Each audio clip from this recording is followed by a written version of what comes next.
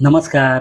टूथपेस्टच्या रॅपरमधून एकदा का पेस्ट बाहेर आली, की ती पेस्ट पुन्हा आत ढकलणे जेवढे अवघड असते, तेवढीच एक दुसरी गोष्ट अवघड असते. ती म्हणजे बाहेर आलेले पोट किंवा वाढलेले पोट परत फ्लॅट करणे, ही गोष्ट देखील तेवढीच अवघड असते.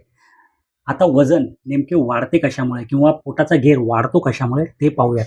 ज्या व्यक्तींना अतिप्रमाणामध्ये तिखट, तेलकट, आंबवलेले, खारट, फास्ट फूड, जंक फूड, अति मसालेदार पदार्थ, अति मांसाहार पदार्थ, तसेच फ्रीजचे पदार्थ, विरुद्ध आहार इत्यादींचे अधिक मात्रेमध्ये सेवन करणे, तसेच दुपारी जेवणानंतर लगेचच झोपणे, रात्री उशिरापर्यंत जागरण करणे, सुखासीन आयुष्य जगणे किंवा त्याच्या अगदी विरुद्ध ते म्हणजे अति स्ट्रेस घेणे, अति टेन्शन घेणे, अति मनन करणे, अति चिंतन करणे, व्यायामाचा अभाव असणे, कोणत्याही प्रकारचा व्यायाम न करणे, सतत लोळत पडणे इत्यादी गोष्टींमुळे शरीरामधील मेदवृद्धी होते आणि असा वाढलेला मेद हा पोटाच्या ठिकाणी जमा होण्यास सुरुवात होत असते. त्यामुळे रुग्णाचे वजन वाढते. आता हे वाढलेले वजन कमी होण्यासाठी एक प्रयोग तुम्ही करू शकता.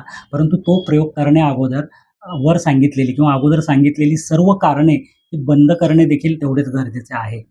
तर आता उपाय पाहूया. त्याच्यासाठी 1 चमचा त्रिफळा चूर्ण सकाळी आणि संध्याकाळी दोन्ही जेवणांच्या नंतर मधासोबत सेवन करावे.